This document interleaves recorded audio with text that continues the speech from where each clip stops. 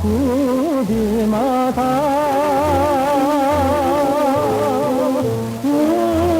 울었어 소리쳤어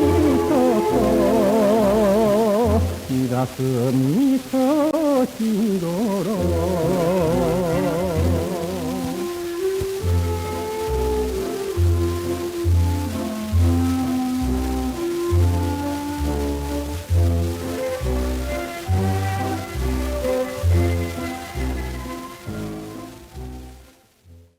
오늘 준비한 곡도 정말 유명한 노래입니다. 울고 넘는 박달재, 박재홍 선생의 대표작으로 꼽을 수 있는 곡이죠.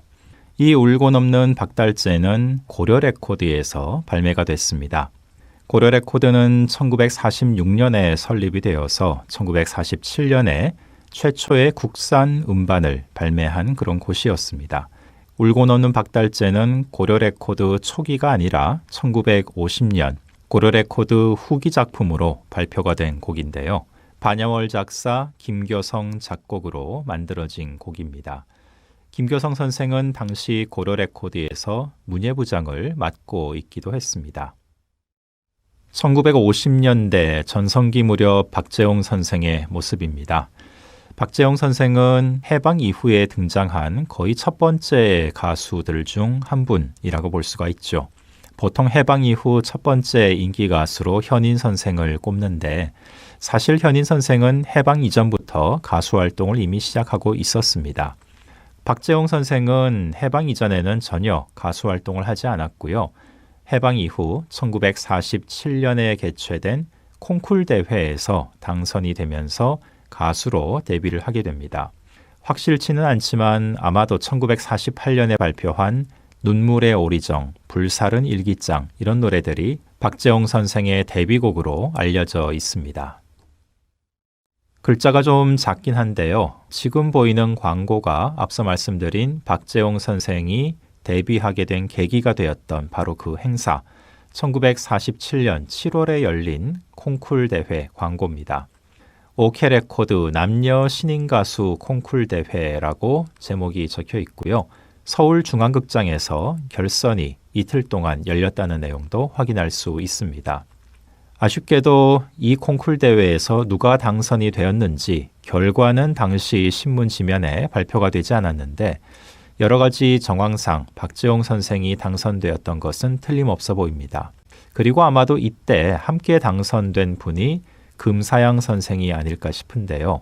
그 밖에도 이기봉이라든가 1948년 오케 레코드를 통해서 음반을 발표하는 가수들이 이 콩쿨 대회를 통해서 여럿 배출된 것으로 추정이 됩니다. 콩쿨 대회에 당선이 되어서 가수로 데뷔하게 된 박재홍 선생은 좀 전 말씀드렸던 바와 같이 오케 레코드에서 데뷔곡을 냈고요. 바로 이어서는 서울 레코드 전속 가수로 또 좀 활동을 하게 됩니다. 마음의 사랑, 재물포 아가씨 같은 곡이 바로 서울 레코드 시절에 발표가 됐죠. 그리고 다시 고려 레코드로 옮겨서 오늘 이야기 주제인 울고 넘는 박달재를 발표를 하게 됩니다. 그런데 이 울고 넘는 박달재는 인터넷 자료를 보다 보면은 1948년, 47년 굉장히 앞서 발표된 노래로 기록되어 있는 경우가 있는데 1950년 발매가 맞습니다. 울고 넘는 박달재를 쓴 김교성 선생이 고려 레코드 문예부장으로 등장하는 때는 1950년 5월입니다. 그 전부터 문예부장을 맡고 있었을 수도 있겠지만은 어쨌든 울고 넘는 박달재는 1950년 이전에 발표될 수가 없는 것이죠. 더군다나 박재홍 선생이 50년 전에 남긴 방송 인터뷰 내용을 보면은 이 노래가 6.25 전쟁 발발 직전에 발표되었다는 것을 또 알 수 있습니다. 그 내용을 한번 들어보시죠. 이제 한 2달 됐는데 이제 유행이 한참 되고서 하는데 이제 6.25가 터지지 않았어요?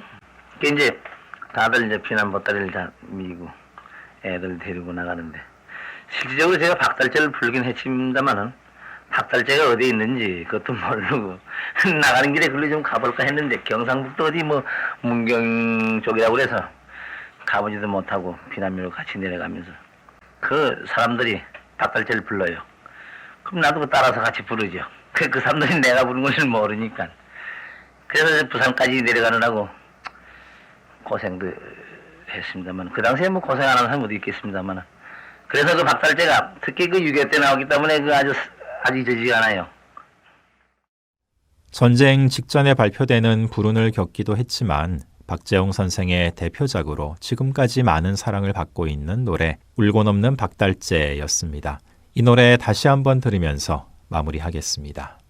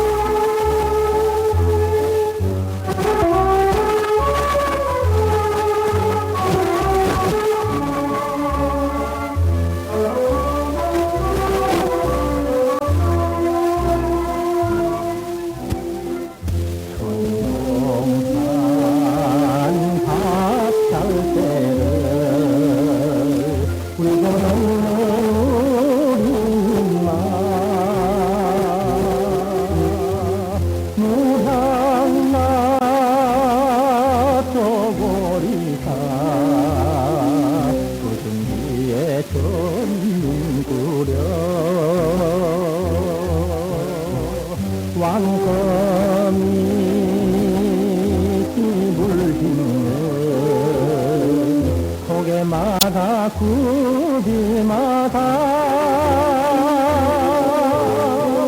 울었어 소리쳤어 이 가슴이 터지도록